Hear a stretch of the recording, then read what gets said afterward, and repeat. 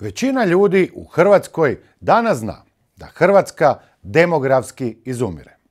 To vidite na ulicama ako ste iz manjih mjesta i znate iz vlastitog životnog iskustva.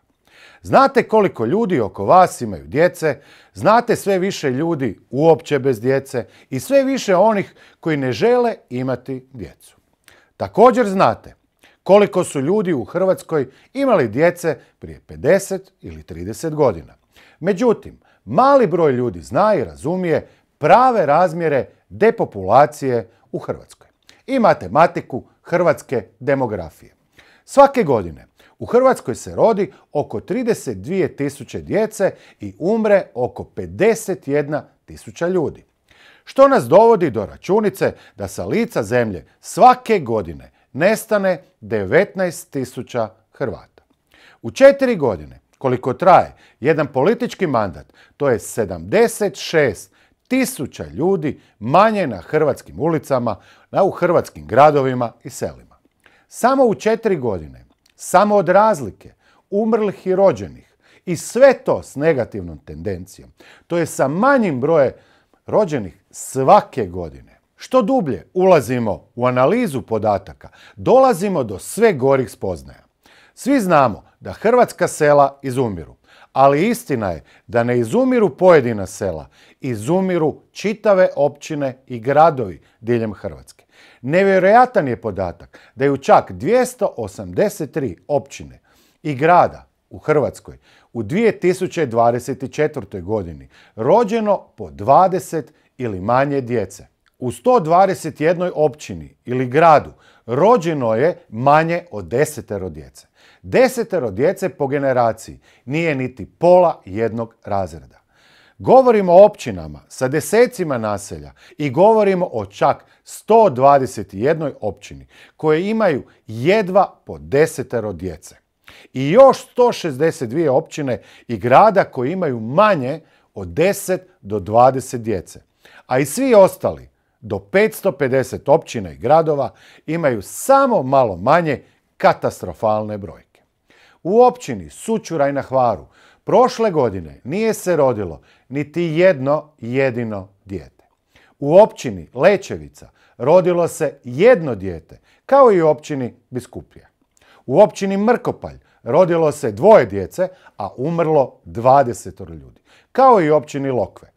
To je 10 puta više umrlih nego rođenih. U općini Majur 3 rođenih i 29 umrlih.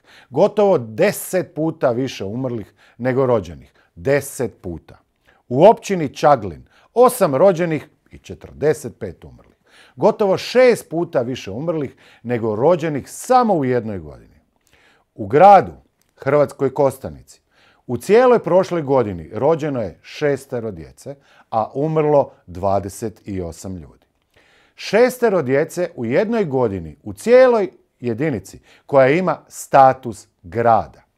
U općini Primošten, gdje turizam cvjeta, rođeno je u cijeloj godini 10 djece, a umrlo 44 odrasle osobe. Broj umrlih veći od broja rođenih je za 400%.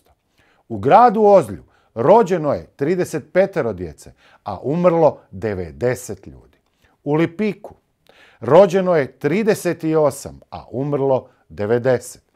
U Belom Manastiru rođeno 58, a umrlo 160. I tako dalje, i tako dalje. I sve to u samo jednoj jedinoj godini.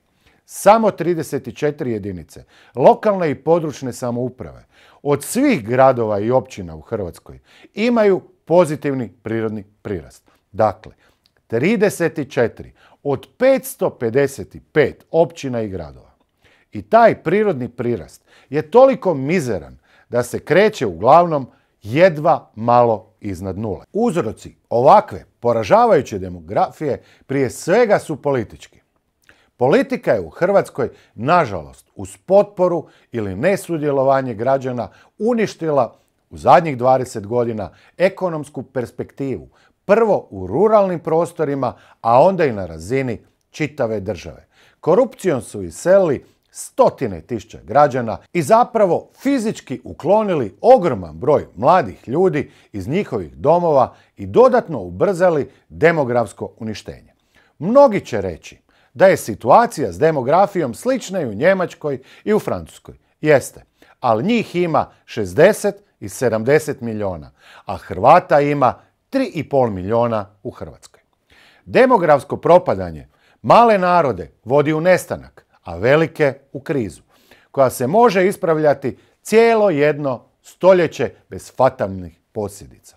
Osim toga, Njemci svoj deficit radnika u budućnosti mogu i hoće popunjavati upravo radnicima iz Hrvatske i periferije Europe. To znači daljnje iseljavanje iz Hrvatske i još veće smanjenje reproduktivne baze stanovništva.